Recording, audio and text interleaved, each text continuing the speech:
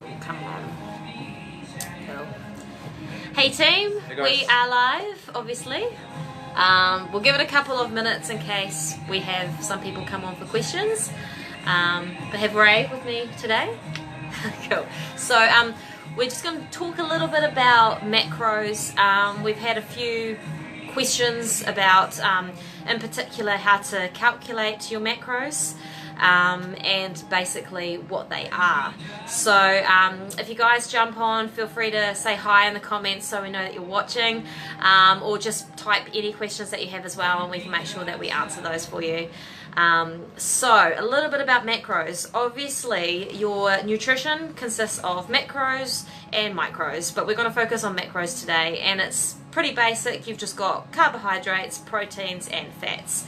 Now obviously each of those has different amounts of calories in them per gram. That's why they say, like fats for instance, have 9 calories per gram.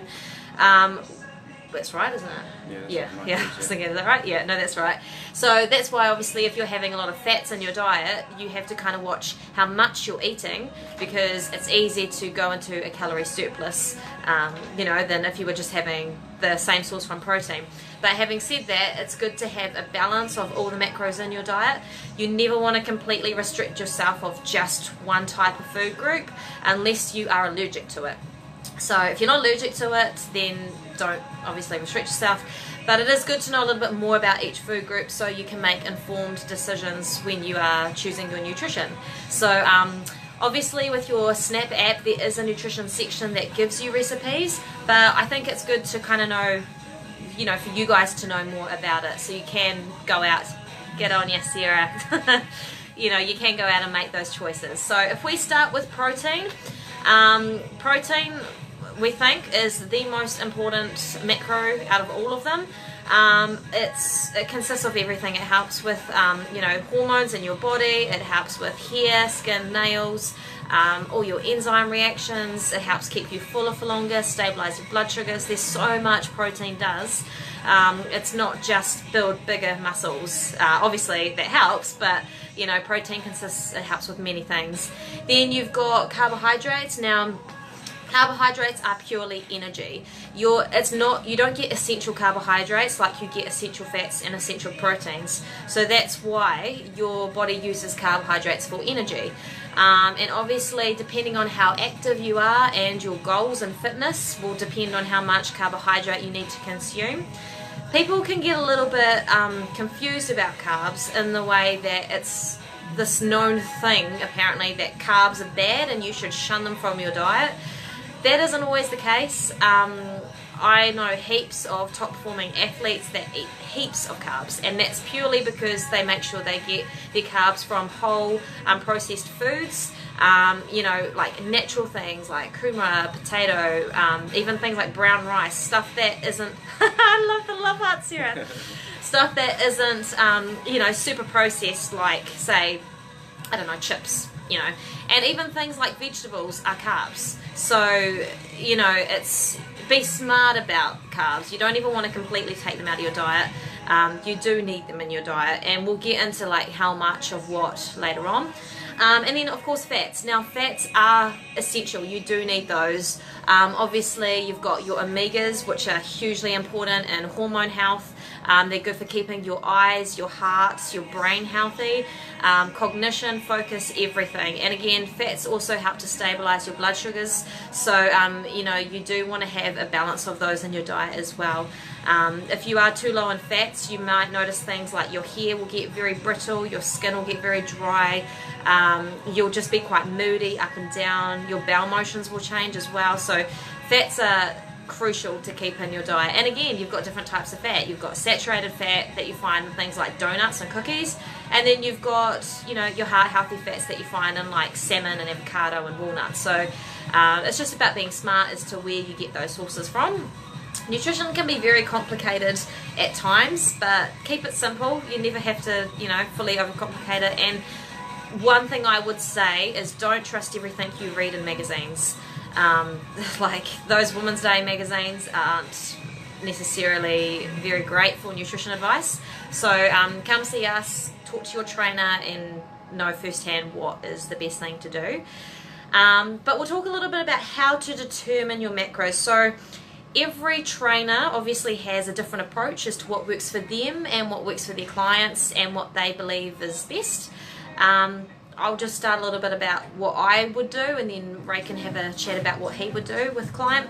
But I would always start with working out your protein. So minimum, I would go 1.4 grams per kilo of body weight. So if you weigh 60 kilos, you want to go 60 times 1.4 equals whatever that equals.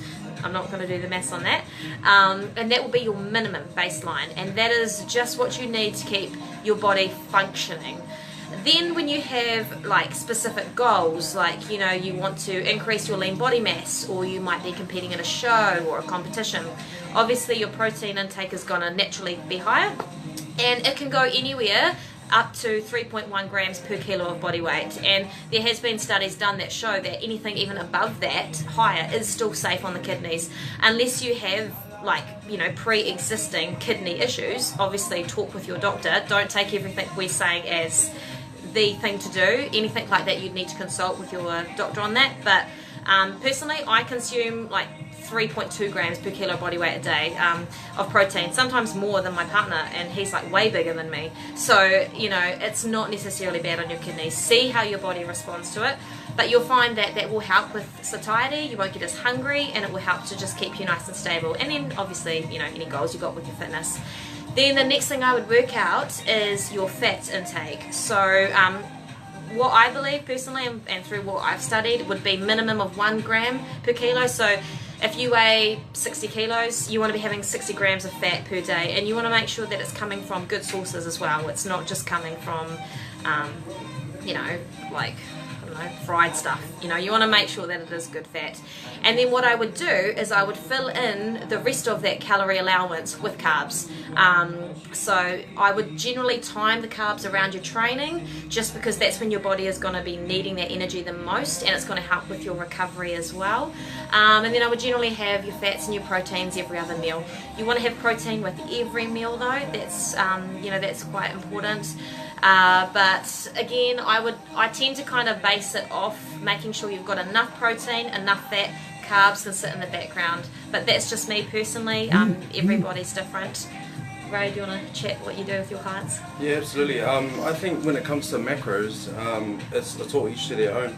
I mean, for example, with myself, I find that my body, I drop fat easily on a high protein, high fat diet and low carbs. However, it's not necessarily the most ideal diet for me to be functioning. I feel in order of macros, I'd go protein, carbohydrates, and then fats. I find that that's the most maintainable diet for me in order to, I guess, get the best results that I can achieve in the gym.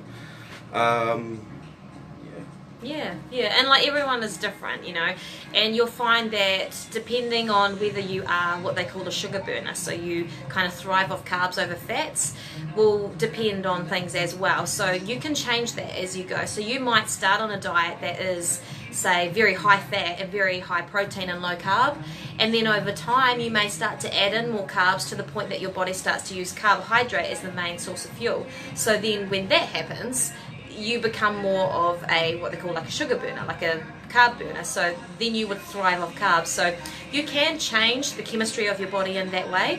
It just takes a bit of time.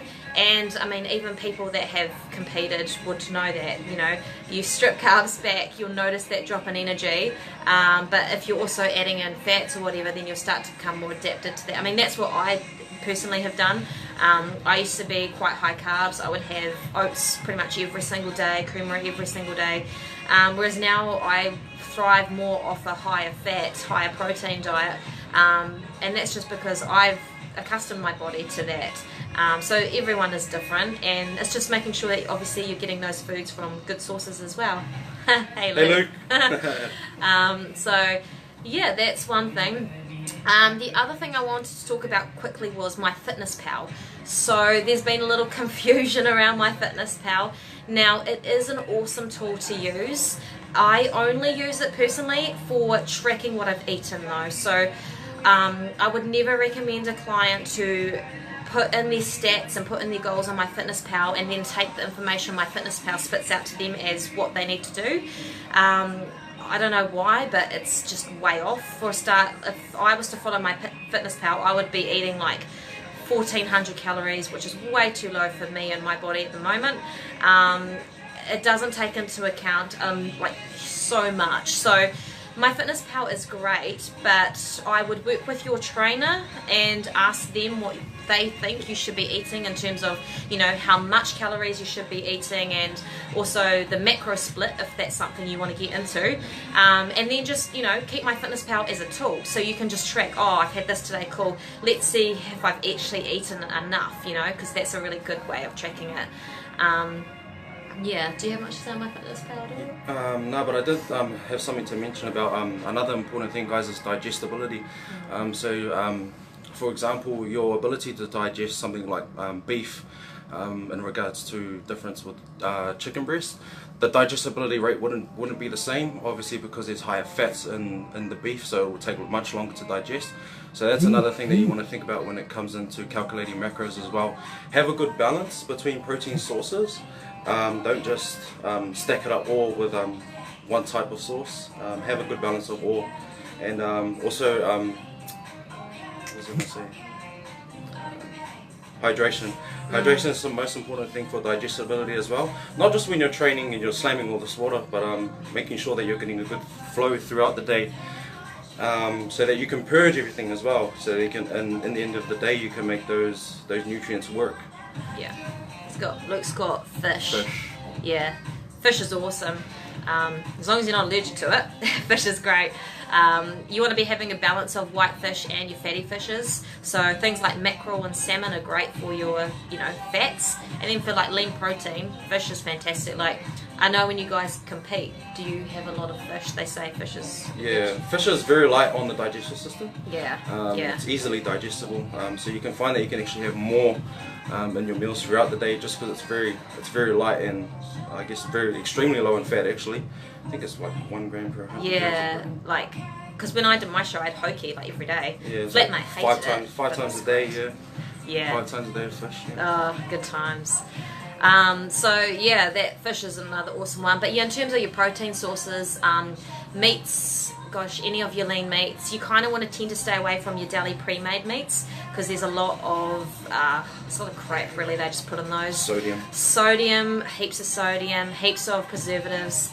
No, Sarah, not fish and chips. You little ratbat, yeah, no, not fish and chip fish. But pretty much, yeah, you want any of those like lean meats. Chicken breast is good. Chicken thigh is okay. It's a little bit fat in there, eh? Like, yeah. But stay away from like chicken nibbles and stuff like that. And then any of your red meats. A good thing with red meat, if you are going down that track, is to look at the redness of it. So if it's like super red, you know it's pretty lean. If you can see a lot of white in it, generally that's fat. And a good way to see that is with mince. You get lean mince that I look at it and I'm like, that's not lean, there's so much fat in that. But I tell you what is good is if you go to the Aussie butcher, they do super lean. It's called super lean mince, and that stuff's pretty good.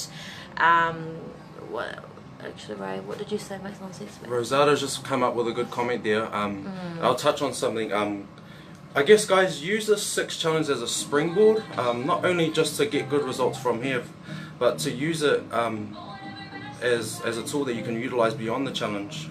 Learn as much as you can, take it in, and then I guess utilize it, because we all go into slumps. We're all human. We're all gonna, you know, indulge in a few things here and there. But as long as you know these techniques that you can just apply straight away and get yourself back on track, that's the most important thing. Definitely, and it's knowing that, having that knowledge, so you guys can still enjoy life. You know, you can still go out with mates and go somewhere to eat and know what you're ordering. You know, and knowing how to make those little switches so that you can still stay on track. Luke's got a good point. Dieting on a budget. So, well, the good thing about dieting is you're going to spend less anyway, because you're not buying as much food. But if you are on a budget, I would recommend looking for, like, you know, your fruit places, your veggie places, stuff like that. You can often get quite cheap. To give you an idea, I was at Pick and Save the other day, and I needed an avocado, and the avocados were all like really green, and I was like, oh, you know, I need one that's not. So I went to the fruit and veggie store that was like literally right next to it. This is in Royal Oak, so right next to the Pack and Save. Now the Pack and Save was selling avocados for like $3.50 for like tiny ones. This fruit and veggie place, you could get 2 for $3, and I kid you not, they were like this big. They were massive. And their broccolis they had there, like the heads on them were like huge, and you know, they were only like $2 each. So it's looking around for those kind of little boutique fruit and veggie places. You can often pick up a lot for a lot cheaper. Sometimes you do have to sort through, some of the quality isn't great, but sometimes it is okay, you know. One thing that I also love is frozen veggies. So, you know, a pack of frozen veggies can be so much cheaper than buying the same that isn't frozen, and it's actually more nutritious than anything, because if it's, you know, frozen pretty much as soon as it's picked, then, you know, you've got all the moisture and the nutrients in it, versus it sitting on a shelf for like 5 days and kind of wiltering away. So frozen is actually really, really healthy, and it's super easy. Like every night even, I'll just add it to like a stir fry straight, and it's 10 minutes to cook. So healthy eating doesn't have to be expensive. Things, I guess, yeah, like your meat markets and stuff like that, that can be quite a good option. You can often pick up things for quite cheap. I'm going to do another video later on vegetarian and veganism, so you guys that don't eat meat, don't worry about that, we will cover that. But yeah, that's probably my tips. You got any tips on budgeting? I guess another thing would be dieting on convenience as well. That seems to be a problem that a lot of people ask me about, is you know, convenience that's struck for time. So things that you can stick to, there's already there's shredded chicken breasts from Tegel. You can find that in the deli section. Yeah, there's canned tuna, Sea Lord light tuna. There's, you know, rice cakes, as long as you're having it in moderation, obviously. There's so many sources that you guys can stick to. There's protein bars. I mean, bananas are okay as long as, again, you're having it in moderation. But just, yeah, those that have struck for time, feel free to, you know, ask me any questions if you see me around the gym. You know, myself being a trainer, I don't always have time to sit down and have a full meal, so I do have sources that I would go to just so that I get a quick bite in. But yeah, if you have any questions, just feel free to ask. Yeah. Cool. Does anyone else have any more questions before we get back to work? Any good protein cookies? Justine's protein cookies. They're only $3. Yeah, they taste good. What's your favourite? Quest. I quite like Quest, or HPLCs. They're nice. In terms of ingredients, Quest can be okay. They don't have too much added stuff in them. If you go for the newer ones, they don't have palm oil in them as well, which is really good. But I do quite like HPLC bars. I kind of got them from when I was doing like the bodybuilding shows, but they are, some people like them, some people don't. But I find if you chop it up and you put it in the freezer, it comes out like a Moro bar, so that's really nice.